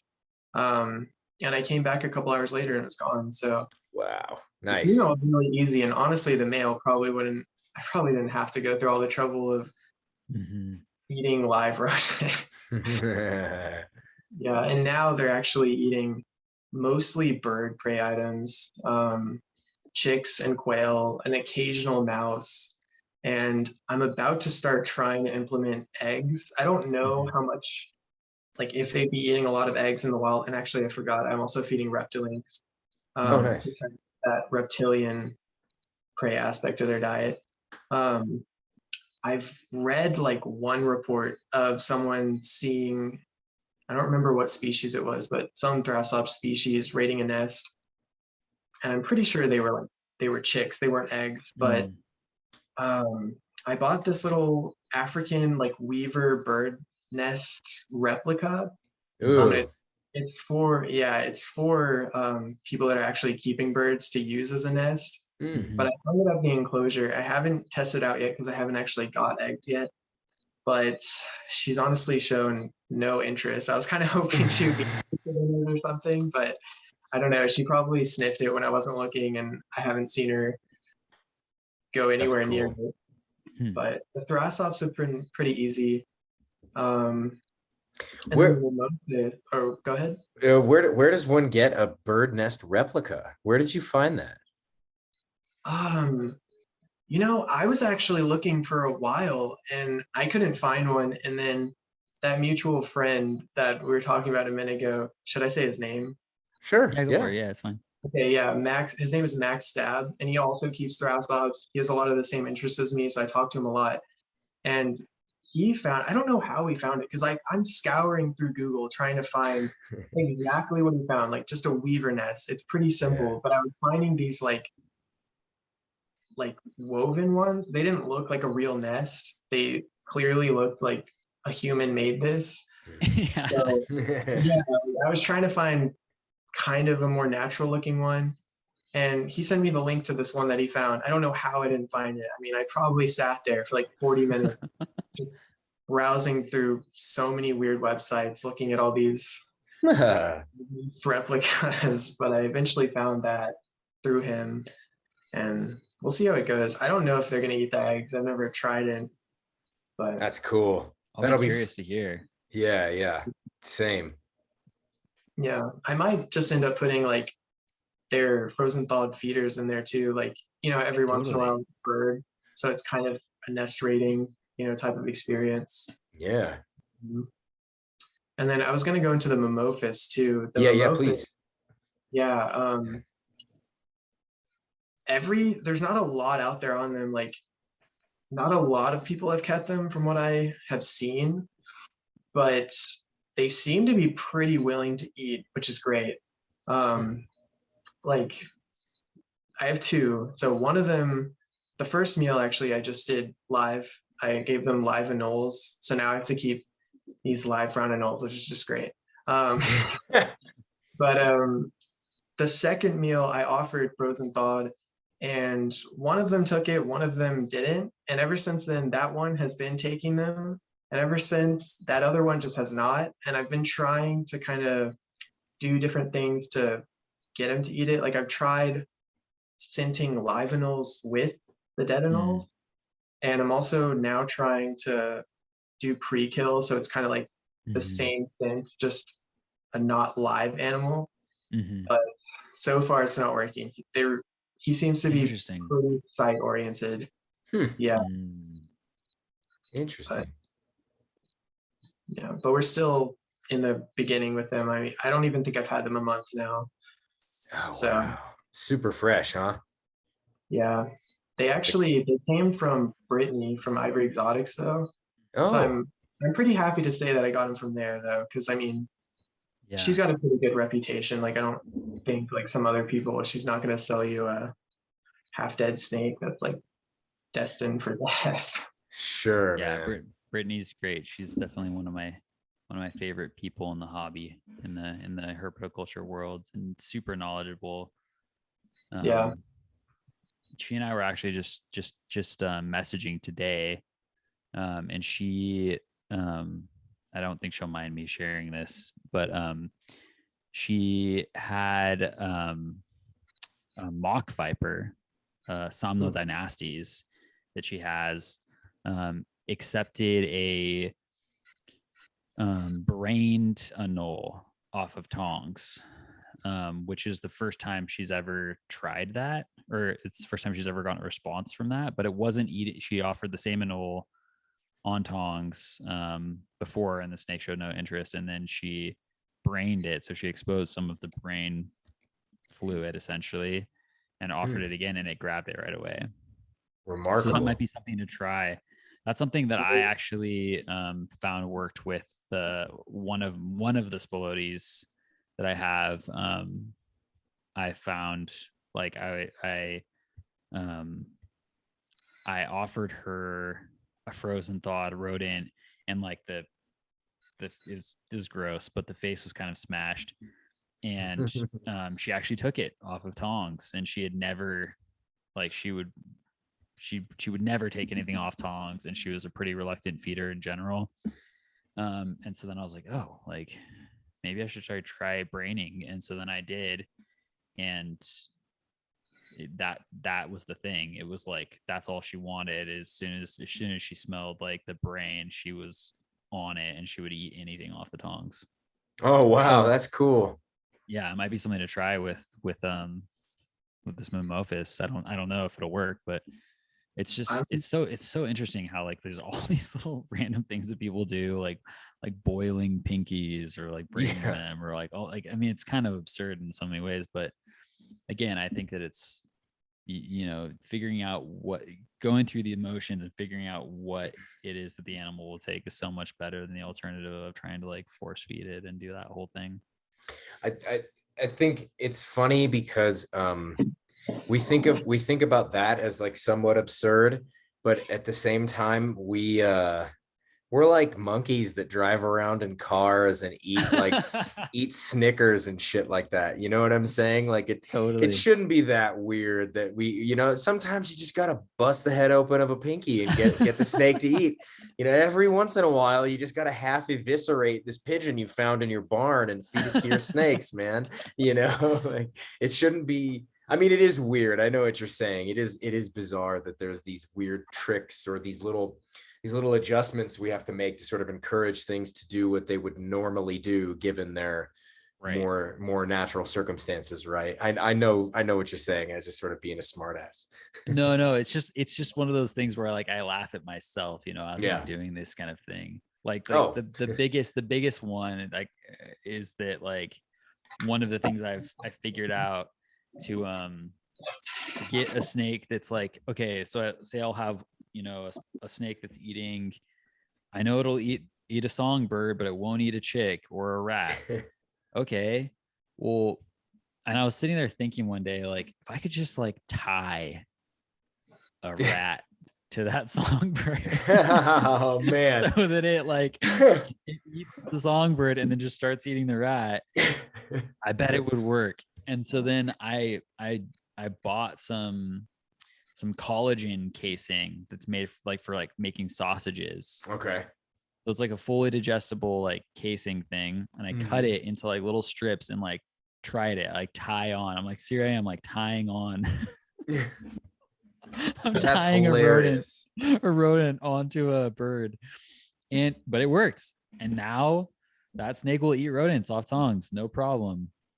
It's just like something about like actually initiating the food response. Like it's like about something has to trigger that, you know, for the snake to recognize, okay, this is food, I'll eat this. Right. And yeah, so anyway, that's been a really helpful one, actually, that collagen casing trick. I've done it a lot now with getting different things to eat. That's pretty clever. Diversity. Very clever. But definitely every time I do it, I'm like, what am I doing? What am I doing with my life over here? Yeah. Well, thankfully I don't have to do it anymore. Yeah, Days you're are all done behind with that now. That's great, man. Man, well, I'll probably give that braining thing a try, honestly. Worth a shot. Yeah, worth a shot. It's worth it. Right now. Honestly, before I go to the lengths of force feeding, I'll probably just give it live because I know it's eating live. Yeah. Oh yeah, totally. Yeah. Yeah, I'll probably just wait off until there's either that thing that I did or just that specific day for some reason. Hopefully it'll start. Yeah. I think it will. Oh yeah, I bet it will. Most things will eventually. Yeah. I mean, like I said, like I've only had a month now. I think I've only offered food like 4 or 5 times at this point. So kind of in the early days of it. Oh, go ahead, Roy. Sorry. What's the size of those snakes? They strike me as like being pretty small. Are they like 18, 24 inches kind of size, or are they a little bit bigger than that? They're just slightly larger. I think, I don't know like how much information there is that's accurate, but I want to say like 30 inches. Okay. Like even then they're still like pretty slender. That's something I want to move forward. Like if I do get more animals, I want to just keep tiny things. Yeah. For space. Yeah, I agree more and more. Like the stuff that I keep, or the stuff that I'm drawn to keeping, is stuff that is smaller species in relatively large setups. You know, it's just a lot more gratifying for me to keep something small and see it like have a lot of space, you know, relative to its body size. Yeah. You know, like the big exception to that, of course, for me, is being the spilotes, which are massive, but in which I wish I could just like give, you know, a 30-foot room to. Yeah. I feel that way about the Egyptians too. It's like there's never, I keep them in pretty large enclosures, but they're just not big enough, not even close. Yeah, it's just, and you're just like, all right, I need to figure out what I'm doing here. Yeah, totally. Yeah, Totally. yeah. Especially for animals that move so much, they can move so fast. It's like, so it's kind of, you always feel bad if like they can't really get up to a run. They can in my cages but only for a second, like just for a second. Yeah. Yeah, it's like we were talking with Eric, he's talking about basilisks, it's like, this is an animal that can run like 50 yards across water. Yeah. It's hard to provide. And he was talking about setting up those big runs out in, during the summer, and he just puts them out there and lets them rip. Yeah. Full. So cool. That's pretty cool. Full clip across the yard, man. Yeah. I love that. Oh, he like puts them outside in the yard. Yeah. Oh, okay. It was Eric Haycraft, and he was talking about setting up these big, large pens in the backyard, I guess, and letting the basilisks just hit top speed, just full clip across the lawn and inside these large pens. And he's got a few photos of some of the enclosures he does out on his Instagram, and just gorgeous, man. You really can't beat what that guy's up to. Yeah. He's got some pretty niche stuff too. Like he works with some really weird, like little, what like are they called? The Scaloporus. Mm-hmm. Yeah. Heck yeah. Yeah, those are awesome. Yeah. Beautiful. Those are just like, just looking at them, it's like, how does that exist? It's like those jeweled beetles, like, yes, like what is the evolutionary advantage of being this gorgeous? Or the same thing with the flatworms, right? There's all those different flatworms that they look like damn candy, You're like, why? What are you doing? Like, what's this crap? What are you doing, you dorks? You've been around for millions of years. Get out of here.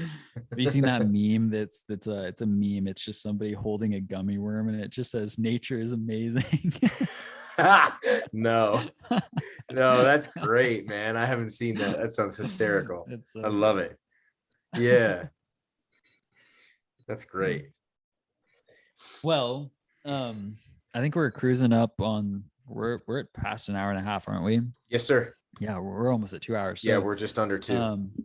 Well, there's just a couple more questions I want to ask you, Connor, and then we can kind of move towards closing. But one is, I'm curious, like you said, it sounds like you're very intentionally trying to kind of move slowly and not get in over your head. And which actually I'd love to hear about, like, why that is for you, or like what that means to you. But also, a little bit of angel on the shoulder, a little bit of devil on the shoulder. I'm curious if there are any species out there that are kind of calling to you, that you're curious about keeping, that you kind of have your eye on, or anything on the horizon. Yeah. What was the first part of the question? The first part was just kind of like, why, like, acknowledging that you're starting slow, and kind of like, why is that important to you? And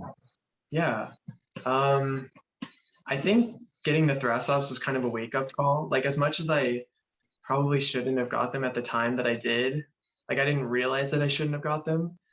After I got them, it definitely woke me up, like, wow, this is a very capable snake, and it definitely needs something more than what I thought it did.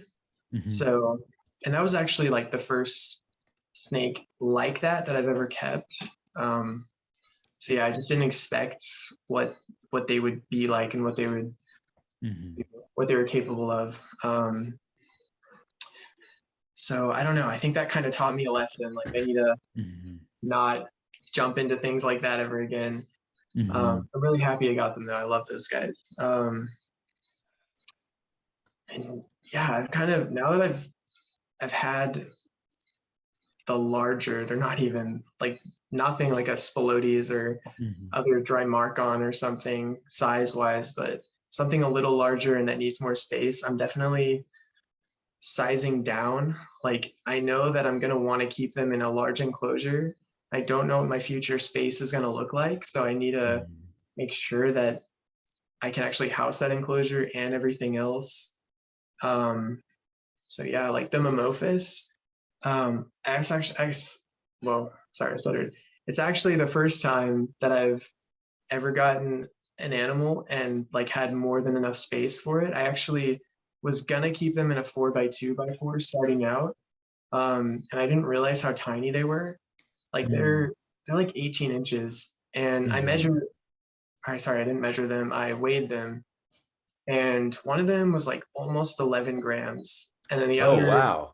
I think was 13. Yeah, I mean, they're not that Little. long, but they're super slender as well. So they're super tiny. Like they can't Yeah. even, well, I guess they definitely could take down a large anole, but I feel more comfortable feeding them like medium-sized anoles.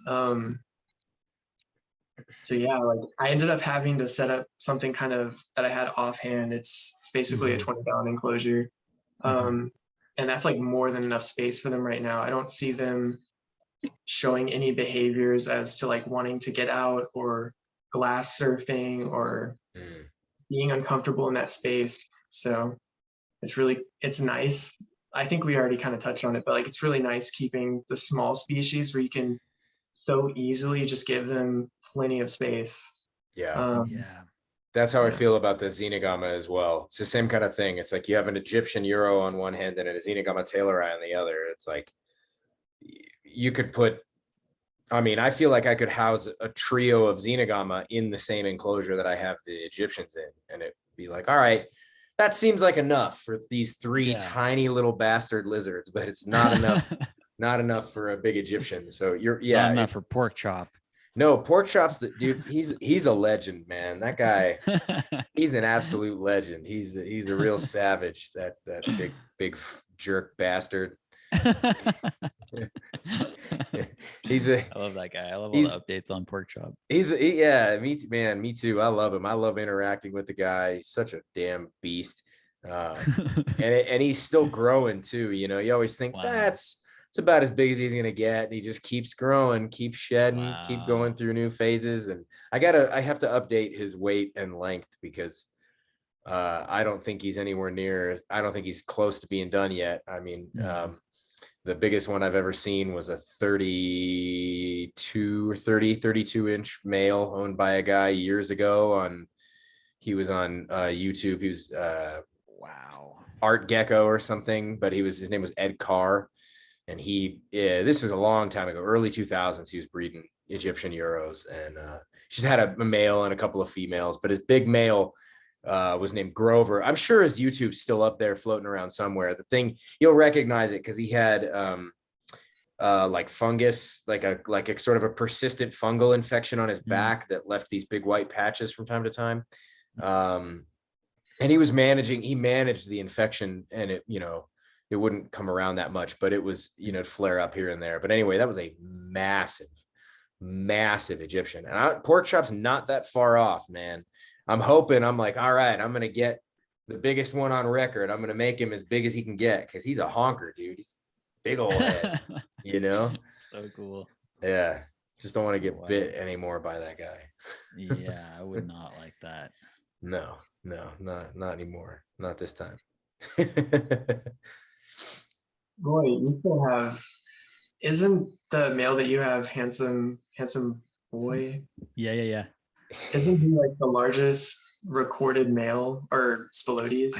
I don't think he's the largest recorded, but I think that he is. Okay. I think he's the largest one in captivity right now. Okay. As far as I know, unless like a really big wild caught one has come in somewhere.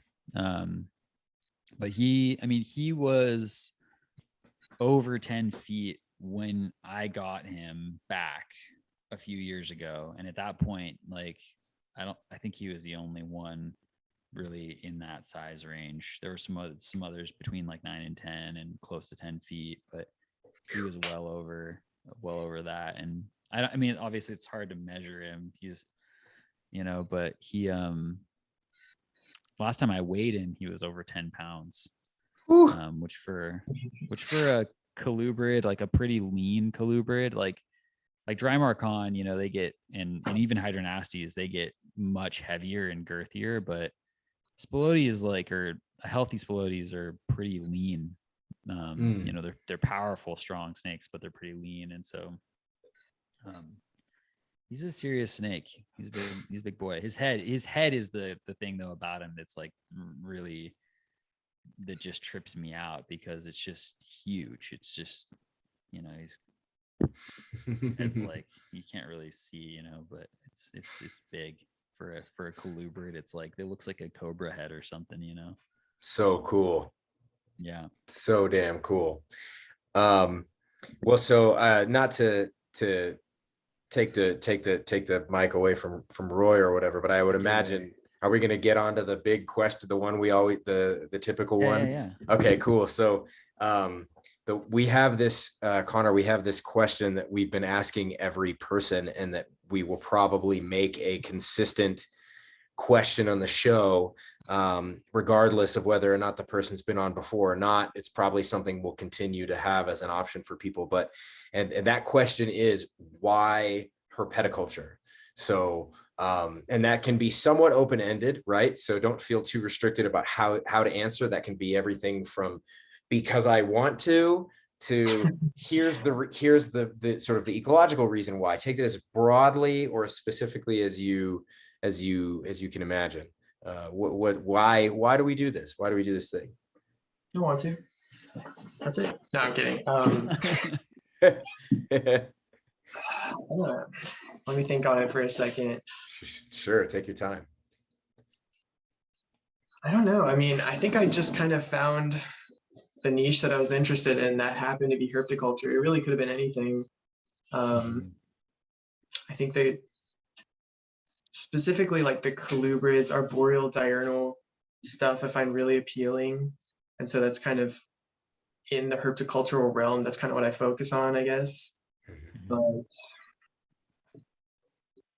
yeah, I don't know. I probably could have given a better answer, but one thing I think that kind of like what I'm getting at sometimes when I'm thinking of this question that might be helpful is like what do you get out of it?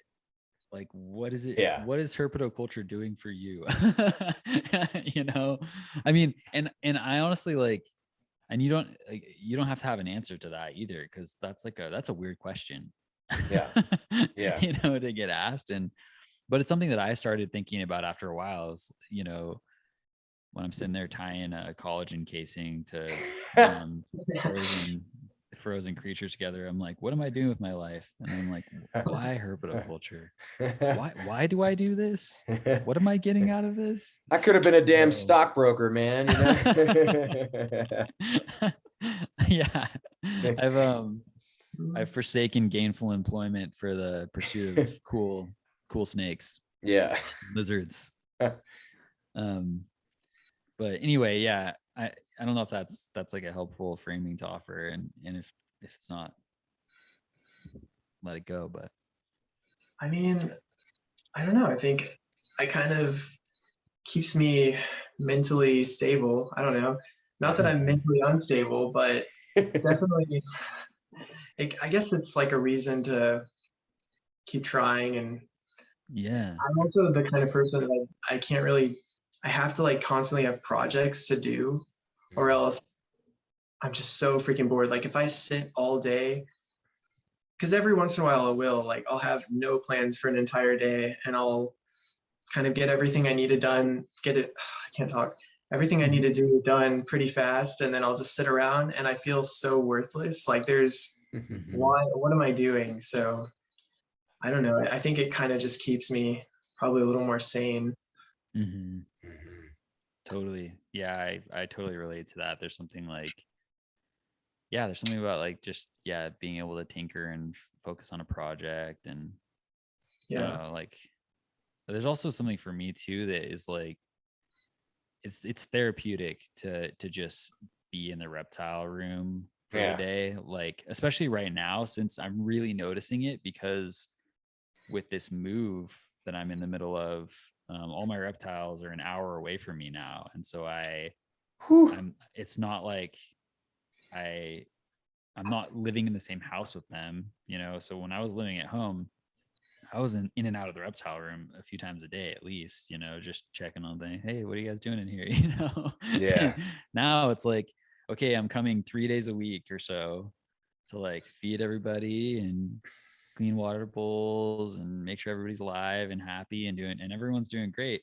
But I come and I'm, I spend like 5 hours just with the reptiles, and I noticed that like, oh, this is so good for me. Like I just feel so in the zone and like so dropped in afterwards. And yeah, I think there's something about that, what herpetoculture can offer in that regard. It sounds like a little bit maybe true for you. Yeah, I would agree with that. Yeah, for sure. There's definitely, it's fun to have like this routine with your animals, and when they know that you're coming, and they know that you're there, they know that you're going to bring food, they kind of, like a lot of times in the summertime, I'll get into the shop and I'll walk down towards the back door and I'll open up the back door and then the big garage door. And as I walk down that first aisle, most of the Euros that are out will run towards me, on either side of me, given, whichever pin they're in, and they'll come running towards me because they're like, yeah, you got some food, you got something? And then I'll walk by and they just look at me like, okay, like, Nothing, really? Really, dude. And it's fun to have that relationship with them and be like, hey, this guy, what are you doing there, guy? And it's because they're all so quirky and they all have their own weird little personality or lack thereof, Yeah. Phil, do your Euros recognize you? Like, do they differentiate between you and other people? I think so. I obviously, I haven't tested it, but like, for example, Pork Chop, the big Egyptian, he has a very different reaction to me than, say, if my mom has stopped by and is walking around the shop. He has a totally different reaction to her. Or the other day, so recently, my fiance's sister, and then 2 or 3 of these kids who are the children of friends of mine I used to teach them jujitsu and stuff. They're all just, just looking for stuff to do in the summer. And so I'll be like, I'll give you $20 if you come by and help me pick up shit. You know what I mean? And sometimes we'll be walking by an enclosure and the ornate, like it's one female ornate that I'm thinking of in particular. She'll come running over thinking I've got food. And I walked by and there's 3 people with me, and she came running and then stopped when she saw the other 3 people and was like, and just, I dropped food in and she was just like, I'm not going to eat this yet. She just kind of stayed there and just looked and looked and looked and was just like, do I need to bail? And eventually, you know what I mean? So I do think that they recognize different people, and if not specifically, maybe just generally, right? It might just be that one's bigger and louder than the other one I've seen most of the time, or that's a smaller, quieter one, and it came at the enclosure from a different angle than it normally does. Because even in the same enclosure, some Euros, if I go at it, like my shop has 3 main rows, and I rarely walk down the center row because I can access the 2 middle rows by the outer rows, every once in a while I'll walk down that center row and the animals in the enclosures will fucking freak out and just rip it, just dive into the hides. They're like, holy shit, nothing ever comes up. Like nothing ever comes by that frame of view, so you definitely do see really that stuff. Yeah, it's pretty cool. You ever get tired of them being like so rambunctious about seeing you, or those certain individuals like coming up to you and getting excited about your presence? Sometimes it kind of annoys me. Oh, like, yeah. I'd rather just watch them do something rather than just sit there and beg. Yes. Oh, totally, man. And it's so funny because it can be from different causes. So for example, I have one Euromastix yemenensis female that laid dud eggs this year, but she laid them in her box, in this nest box that I made for her. And for months after she laid, she has been nest guarding that box just relentlessly. And it's made cage cleaning an absolute nightmare, because you just put your hand anywhere in and she will come running from across this 6-foot diameter enclosure from one end all the way to the other, and she'll launch herself off of her nest box trying to grab my hand just because I was going to reach in and pull a turd out. Or other ones that do it because it's food and they learn it. Or I have a young male Yemenensis who every time I put my hand in the cage, he's pancaking out, turning on his side and doing some push-ups because he's like, hey, what's up? Like he thinks this is the hand I can bone down with. And he, it does get a little bit frustrating, but I would so much rather have that than I have one ornate out of all I've had a lot of ornata, and I currently have a lot of ornata.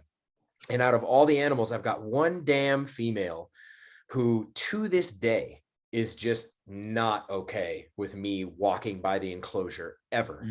She's never comfortable. She's always, it's been this way since I've had her for 5 or 6 years. Wow. And I never get in there to take her out. I don't hold her. I just, the best that I've had happen is when she's gravid, specifically when she's receptive to the male, she will eat her food in front of me. That's it. That's the best. That's the best it gets, because the rest of the time I walk by the enclosure and she flies under a roof tile. So I've tried trying to, be around more often. And again, I don't really go pick her up. And so it's not like I'm trying to harass her, or I'm never trying to pull her out of her hide. I'm never trying to mess with her or waste her time, but she just for whatever her personality is, just like, no, not cool with people at all. So, but I'd rather have one anyway. The point was, I'd rather have the ones that bother me and beg for food a little bit, rather than the one that just bails, because it just makes me feel like she's under more stress than she should be. Yeah, you know what I'm saying? Yeah. But what can you do? In this case, it's like I'm really doing everything I can to not bother her, so I don't feel guilty about it because she's the only one. So that makes me feel like it's more of a personality thing, and it's not even, I have others that are very skittish around me, and they don't want me to reach my hand in the enclosure, but they are so sharp. They know when I'm just walking by. They can tell when I'm going to reach into the enclosure, and they wait for when, okay, is he going to reach into the enclosure? Now I'm going to go. Or like, and maybe they don't even always bail for the hide. Maybe they just bail for the far wall or something, right?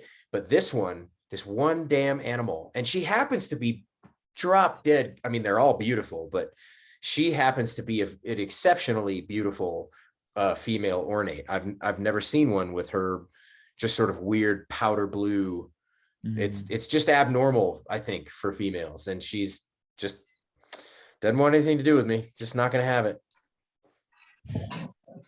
Yeah. But I can agree with that. Like, it's definitely, I would say it's probably better to have a begging animal that's not scared of you at all than the other end of the spectrum. Yeah. And it's just her though. Literally none of the other ones. No Princeps, no Yemenensis, no Thomasai, well, there's one Moroccan, I guess it's similar, but not as bad. And I take it as kind of like a point of pride too, because the whole thing in so many reptiles is front opening enclosures tend to lend themselves better towards not being afraid of the keeper, and yet I have all these top opening pens, and I'm quite grateful that there's such a short list of them that are that afraid of me. They seem to learn so quickly. It's just because I don't fuck with them. I'll hand feed them, and I'll take them out when I have to clean them, or if I want to take a photo, but I try to respect their space, for the most part. I don't want them to be as happy and comfortable as possible. I'm not trying to, they hate being picked up most of the time, it's just. Yeah, I think that's just pretty much what it's all about, is just like anything. It's just creating positive reinforcement. You create a good track record of positive interactions with an animal, it's not going to be afraid of you. But That's right. If you start having negative interactions, then you stack another negative interaction on top of that, you're quickly going to get yourself into a hole that's going to get pretty hard to get out of. And years to get out of. Yeah. Totally. Yeah. Oh man.